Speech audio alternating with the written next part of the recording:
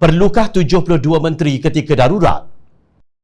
Negara ini mempunyai pakar ekonomi peringkat antarabangsa seperti Profesor Dr. Jomo K. Sundaram dan Dr. Muhammad Abdul Khalid. Kedua-dua mereka pernah bertugas sebagai pakar perunding kepada beberapa agensi pertubuhan bangsa-bangsa bersatu PBB, khususnya mengenai isu pembangunan ekonomi.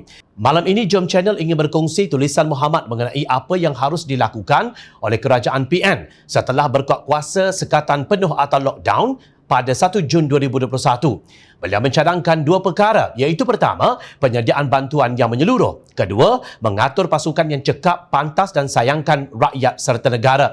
Beliau menyarankan supaya kerajaan memberi bantuan sepenuhnya kepada rakyat, terutamanya yang bekerja sendiri seperti Makcik Kia, syarikat kecil dan sederhana dan golongan B40 dan M40 sebanyak RM1,500 sebulan untuk tempoh 3 bulan, selain moratorium automatik untuk pinjaman daripada bank dan agensi kredit juga untuk tempoh yang sama.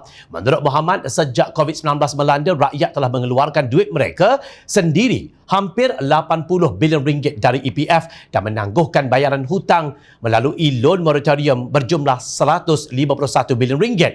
Sedangkan suntikan fiskal kerajaan sejak krisis ini berlaku awal tahun lepas hanyalah RM72 bilion. Muhammad menegaskan bank tidak akan jatuh muflis. Hakikatnya tidak ada satu pun bank yang rugi tahun lepas walaupun moratorium pinjaman diberikan. Apa gunanya ekonomi berkembang jika setiap hari berpuluh rakyat Malaysia mati dan beribu-ribu hidup dalam tekanan dan kebimbangan kerana tidak mampu menyara keluarga? Ekonomi boleh dipulihkan, tetapi nyawa yang sudah tiada mustahil dapat dikembalikan bidasnya. Beliau menyifatkan kenyataan pihak Bank Negara Malaysia bahawa moratorium pinjaman bukan penyelesaian terbaik untuk semua peminjam dan bukanlah kepentingan terbaik ekonomi negara amat memeranjatkan. Alasan bahawa kita tiada wang untuk membantu rakyat adalah zalim yang didasari pemikiran cetek. Kerajaan sebenarnya boleh meminjam. Kadar hutang kini lebih kurang 60% dari KDNK negara, namun negara pernah berhutang lebih 100% dari KDNK.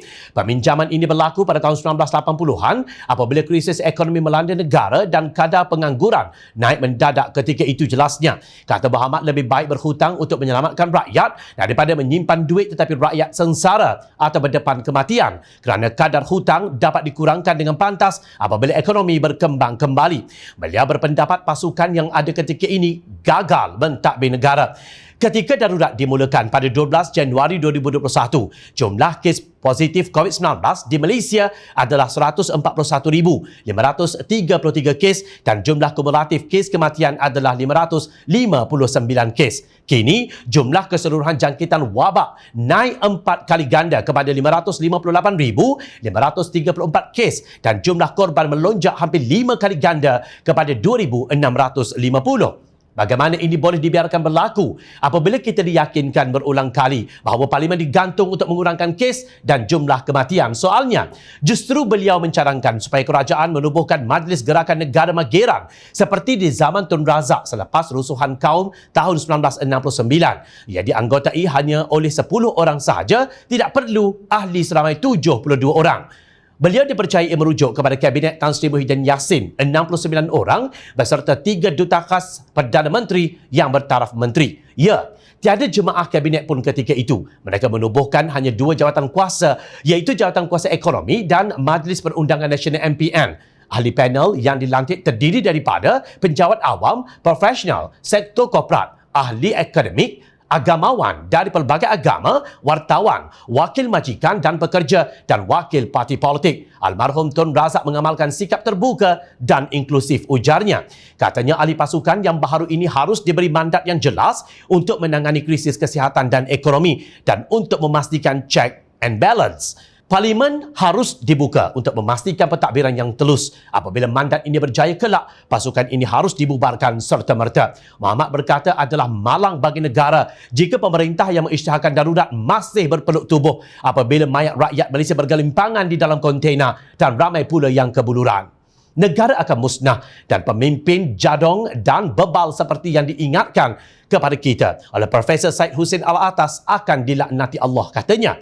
Secara terus terang, Muhammad mengingatkan institusi utama negara agar bertindak dan bersama rakyat. Katanya, suara rakyat, suara keramat.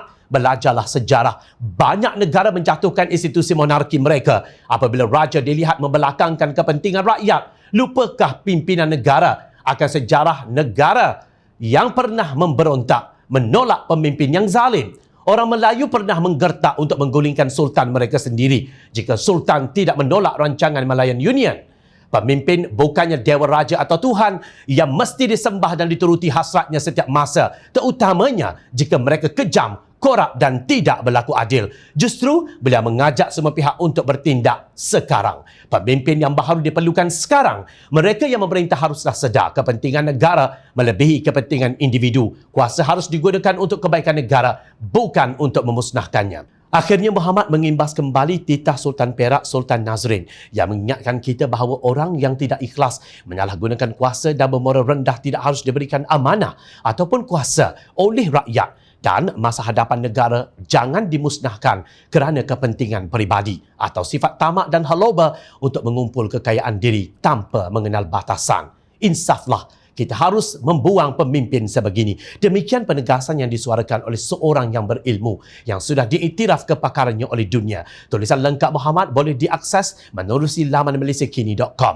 Jom channel bersetuju dengan beliau bahawa antara ciri-ciri bebal adalah tidak mampu melihat dan menyelesaikan masalah dengan tidak mencerap apa yang berlaku dan tidak mengakui kebodohan.